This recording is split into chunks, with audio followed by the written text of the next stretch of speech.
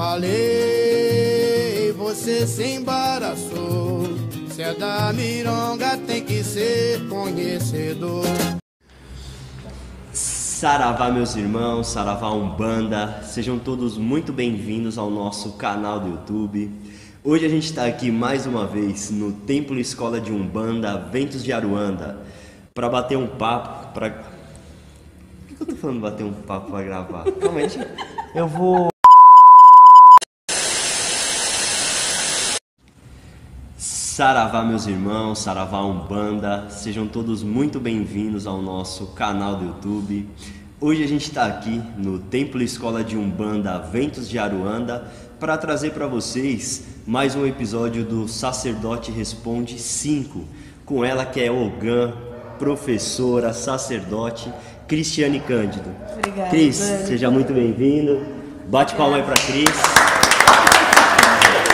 Cris, esse Sacerdote Responde é uma novidade pra gente, porque hoje a gente vai falar especificadamente aí a respeito de Curimba, que a galera tem muita dúvida aí, né, a respeito desse tema, né, desse ritual que tem dentro da Umbanda. E a gente, apesar de ter recebido aí inúmeras perguntas, a gente separou 3 aí pra você esclarecer um pouquinho aí pra galera que tá assistindo a gente. Bacana, vamos lá.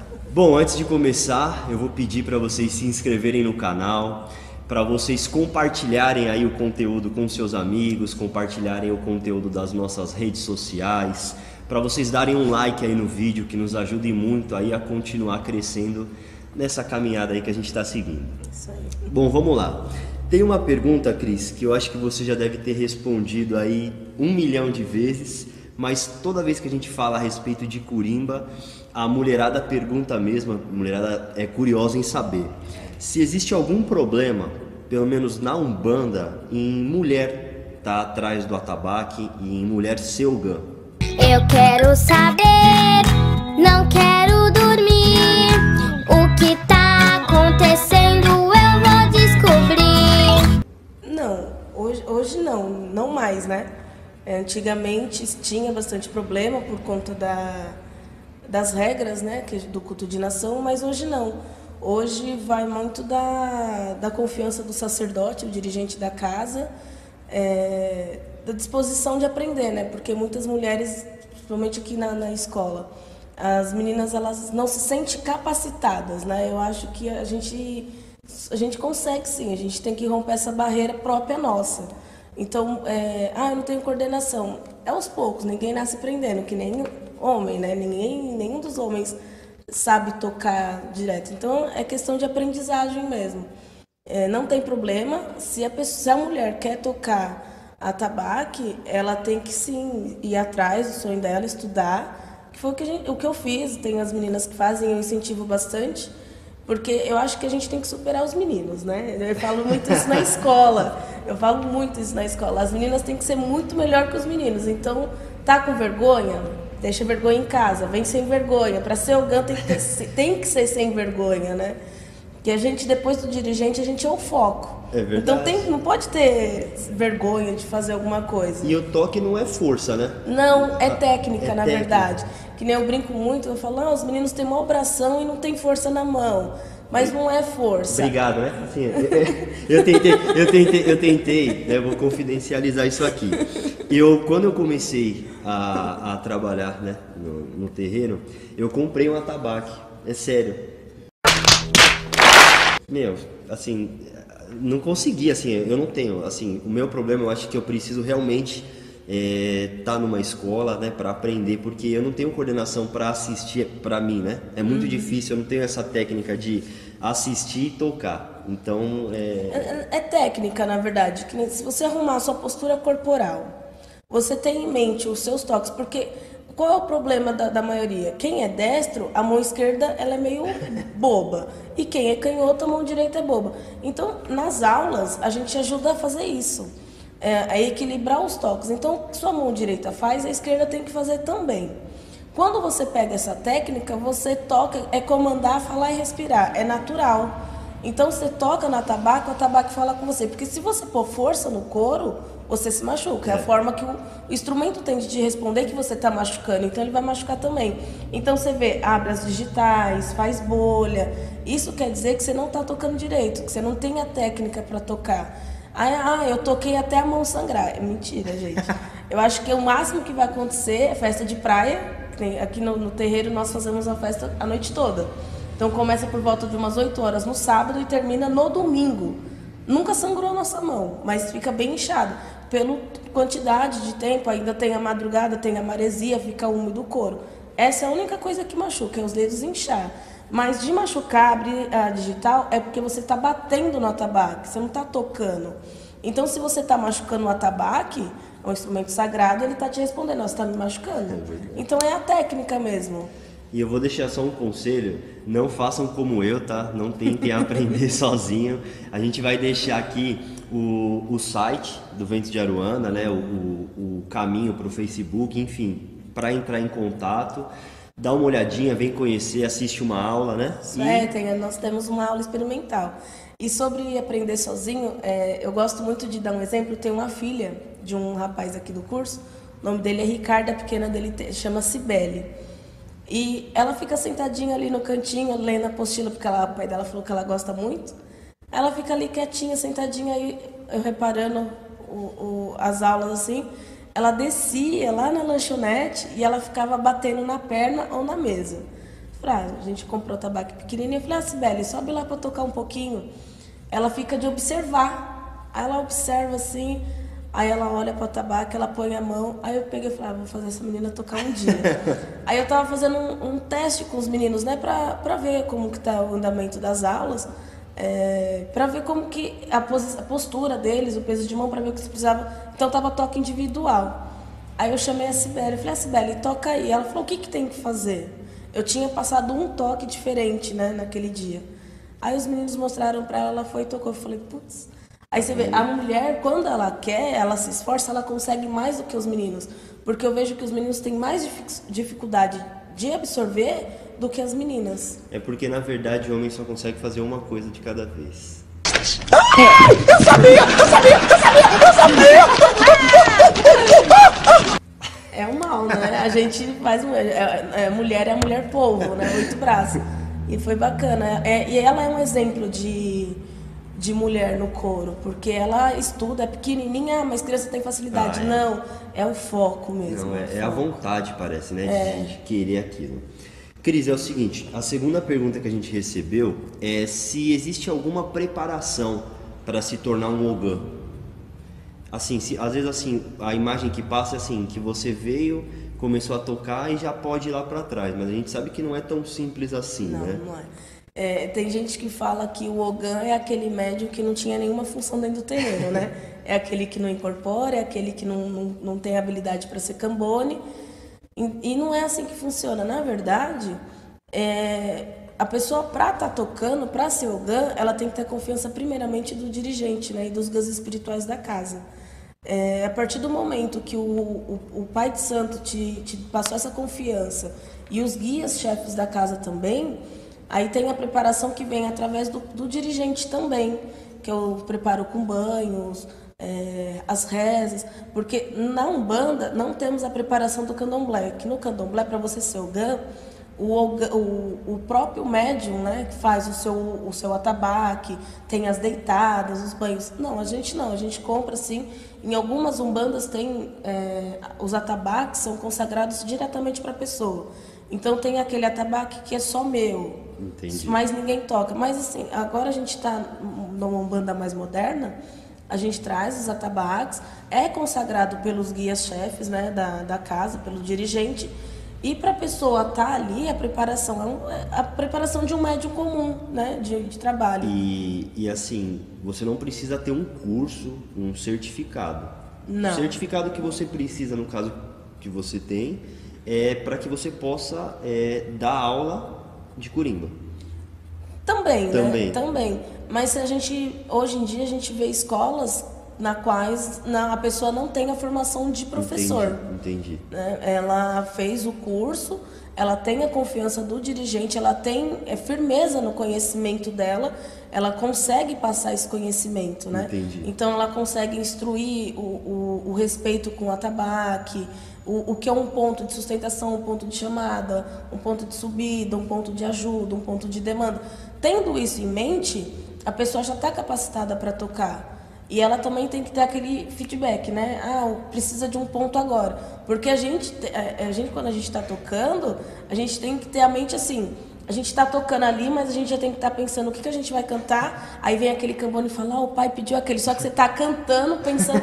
Então são 3 coisas ao mesmo tempo. Eu vou aproveitar esse gancho, que essa já é a próxima pergunta, né?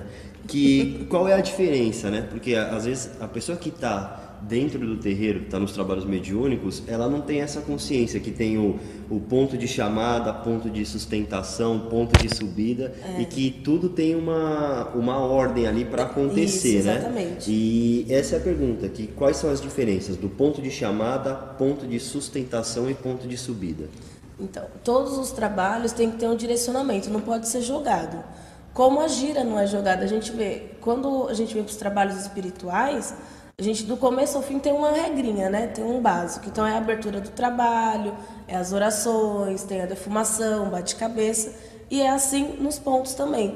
Então o ponto de firmeza a gente canta para o orixá, a gente vai cantar para Preto Velho. Aí a gente usa aquele pouquinho da teologia, né? Que é fundamental para todo mundo. Não basta você ser sacerdote, dirigente, médium ou curimba, né? Ou gã. Você tem que ter um pouquinho de conhecimento da teologia. Então, vamos cantar para Preto Velho? Então, vamos cantar um ponto de firmeza da linha? O ponto de firmeza da linha, naturalmente, é os orixás mais velhos, né? Mãe Nanã, Pai Obaluaê, Pai Oxalá, Pai Omolu. Então, esse é o nosso ponto de firmeza, a gente saudar as forças daquela linha, que é o orixá. Nesse ponto aqui é o orixá.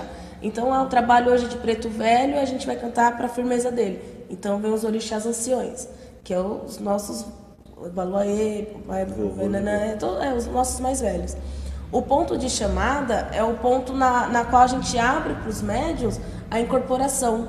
A gente está direcionando para os médiuns, agora é o momento da gente abrir o espaço para os médiuns, né?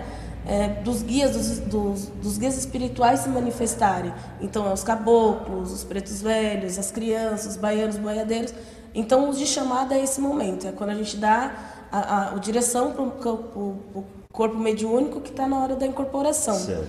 Sustentação é o ponto que a gente canta para sustentar a linha, quando os guias já estão em terra.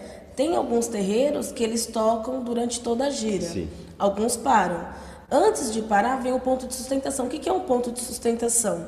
Quando está todo mundo em terra, o baiano gosta de dançar. Então, é os pontos que a gente direciona em agradecimento, sustentação, é com nome de guia, falando de Aruanda, do local onde ele mora. Então, baiano quando vem verana, beira-mar. Então a gente vai falando os pontos, falo os pontos de força também. Entendi. Né? Mar, lagoa, mata, ponto de sustentação, a gente agradecendo ali onde eles estão, de onde eles veio e agradecendo a presença deles aqui. E o ponto de subida já está falando, né? É o ponto, fechou o trabalho, gratidão, obrigado pelo trabalho, e a gente vai dando a direção para subir. Então, a gente também é a condução dos médiuns, né? É sempre a condição dos médiuns, condução dos médiuns. Chamada, pessoal, tá na hora de incorporar. Vamos lá, chacoalhar o corpinho e deixar o guia vir. Sustentação, tem em mente que o trabalho vai começar, vai dar a entrada para assistência, então a gente tem que estar um pouco mais focado. Subida, obrigado, vamos descansar. Não, e é bem bacana você dar essa explicação bem específica, porque às vezes as pessoas que estão, como eu te falei, dentro dos trabalhos ali, às vezes até médiums, pessoas da consulência, eles não têm a noção, né, de tudo que envolve ali, né, o trabalho do Ogã dentro do terreiro. Às vezes a pessoa tem a visão que é simplesmente o Ogã ir lá, tocar, cantar, né, meia dúzia de ponta, mas assim, tudo, como você falou, tem uma hora de acontecer, tem um cronograma. É bacana, o pessoal da assistência, quando a gente deixa aberto, a gente fala do curso, né, de quinta-feira, aí vem uma pessoa da assistência no curso só para conhecer. Aí quando eles chegam aqui, eles veem toda a técnica e falam, gente, como pode? Lá de fora parece tão fácil. Eu falo, é fácil você tá aqui, né? Mas não é difícil, é realmente você se pôr ao trabalho. E a prática, né? Eu acho que assim, tudo que você se dedica, que você se entrega, que você tá ali disposto a aprender, né? Que tá com o coração aberto a aprender, exatamente, a coisa flui, acho que naturalmente. Cris, tem um quadro que a gente fez uma vez, a gente vai fazer novamente, musiquinha de suspense, né? Que é surpresa, né, pra você. E esse quadro é o Já ou Jamais. Eu vou te fazer algumas perguntas, né? Que geralmente pessoas que te conhecem mandaram, tá? E aí você vai falar pra mim se isso já aconteceu alguma vez, né, na sua caminhada aqui dentro dos trabalhos, ou se jamais, nunca aconteceu. E espero não acontecer, né?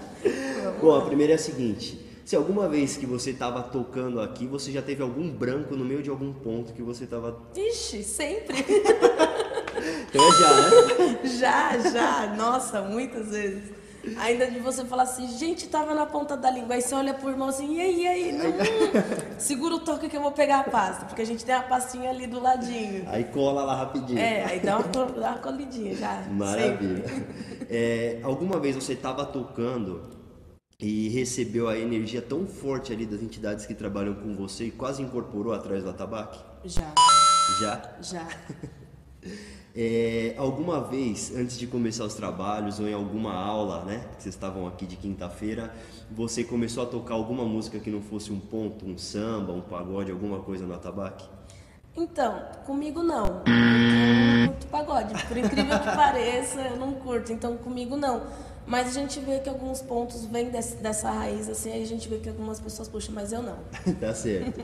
Eu não sei se você tinha esse costume, como eu, quando comecei a aprender, de ter um atabaque em casa, né?